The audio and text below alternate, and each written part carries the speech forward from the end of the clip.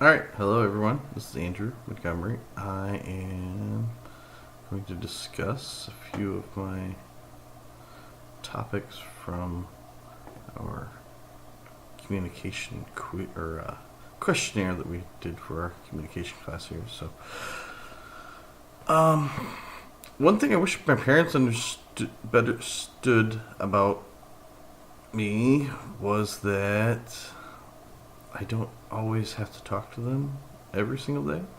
So often I'll visit their home and we'll have a good discussion about what's going on with me, my sons, everybody in the family, life in general. And after we go home, I usually won't call my mother for several days just because I don't have anything new to tell her. Um, I wish I did, but sometimes she misunderstands that as I'm avoiding her or doing something or don't want to talk to her, but that's quite far from the truth. But she has quite a different relationship with my sister, whereas they talk every day, several times a day, and probably even more on the weekends. So I've had that discussion with my father too, and he's like, I understand what you're saying, but it is different that way. So that's something that I wish my mother understood a little bit better, but I'm trying to work better to understand her side of the story as well too. So next thing, I guess one thing that I've had an issue with social media or digital communication was this was kind of early on in life of I would have an email communication of something that happened out in the factory, of something not getting built right or something broke or whatever, and I would know exactly what had happened, and I would be very upset and send kind of a nasty reply back to people, and that would kind of be off-putting to others. And even though I was right and the other people were probably offended. So I have found the best way to do that is if I get upset about something in the digital world to reply, because it's an instant reply, is just to come up with your idea for a response, cool off for a few minutes, and then come back and reread what you're going to send everyone.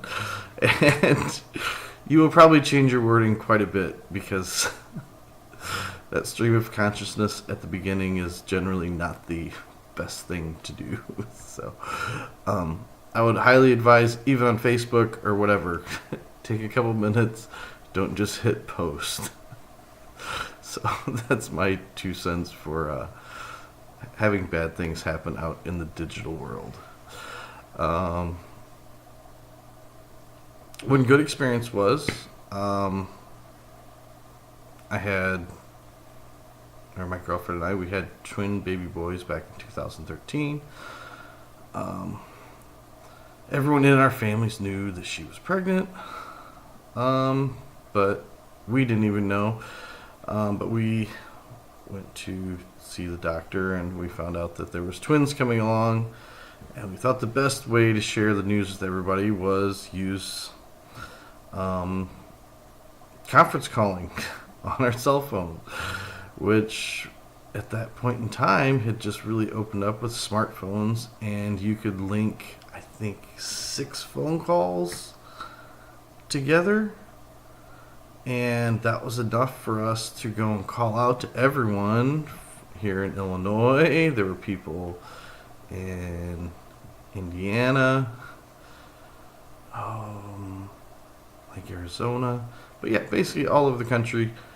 We got everyone on just a voice call, and we announced that we were going to have twins, and it was going to be boys, so it was a great way to kind of share that celebration.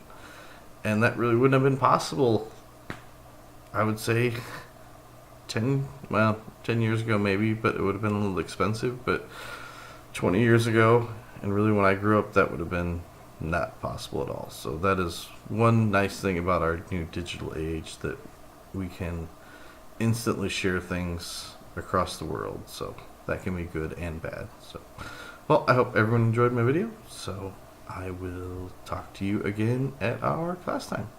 Have a good evening.